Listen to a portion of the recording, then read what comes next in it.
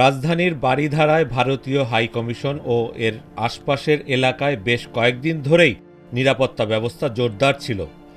২ November ত্রিপুরায় আগরতলায় বাংলাদেশের সহকারী হাইকমিশন ভবনে হামলার পর ঢাকায় ভারতীয় হাইকমিশন ভবনের চারপাশে নিরাপত্তা আরও জোরদার করা হয়েছে। স্বাভাবিক সময়ের চেয়ে অতিরিক্ত পুলিশ সদস্য মোতায়েন করা হয়েছে। সাজোয়া যানসহ সেনা সদস্যরা হাইকমিশন ভবন ও আশপাশের সড়কগুলোয় অবস্থান করছেন। রয়েছে একাধিক তল্লাশি চৌকি। পুলিশের মহাপরিদর্শক বাহারুল আলম জানান, সোমবার রাত থেকে গুলশানে ভারতীয় হাইকমিশন ছাড়াও চট্টগ্রাম, রাজশাহী, সিলেট ও খুলনায় ভারতীয় সহকারী হাইকমিশনে ব্যাপক নিরাপত্তা ব্যবস্থা নেওয়া হয়েছে। পুলিশের পাশাপাশি এপিবিএন সদস্যরাও এসব ভবন এলাকার নিরাপত্তার দায়িত্ব পালন করছেন। ট্রাফিক বিভাগও নিরাপত্তায় কাজ করছে। একই সঙ্গে সেনাবাহিনী টহল দিচ্ছে।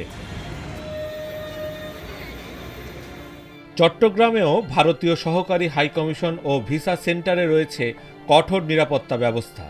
পুলিশ জানিয়েছে, চট্টগ্রামে অন্তত ৮ গুণ পুলিশ সদস্য বাড়ানো হয়েছে। এখানে অর্ধশতাধিক নিরাপত্তা বাহিনীর সদস্য মোতায়েন আছে। এছাড়া সাদা পোশাকেও গোয়েন্দা সদস্যরা রয়েছেন।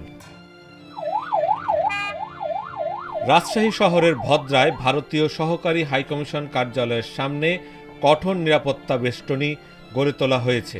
পুলিশ, সেনাবাহিনী সহ সাদা পোশাকে গোয়েন্দা সংস্থার উপস্থিতি ছিল।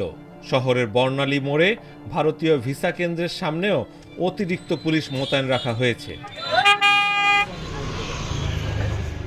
খুলনায় ভারতীয় সহকারী হাইকমিশন অফিসের সামনে ২ ডিসেম্বর সন্ধ্যা থেকে স্বাভাবিকের তুলনায় নিরাপত্তা জোরদার করা হয়েছে।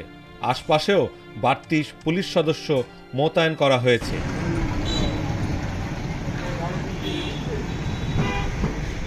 নগরীর শামসুর রহমান সড়কে ভারতীয় সহকারী হাইকমিশনের সামনে রয়েছে বিপুল সংখ্যক সেনা ও নৌবাহিনী সদস্য।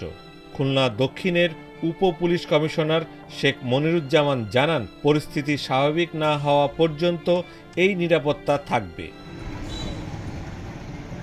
খুলনা, রাজশাহী ছাড়াও সিলেটের উপশহরে ভারতীয় সহকারী হাইকমিশন ভবন এলাকায় নিরাপত্তা কঠোর করা হয়েছে।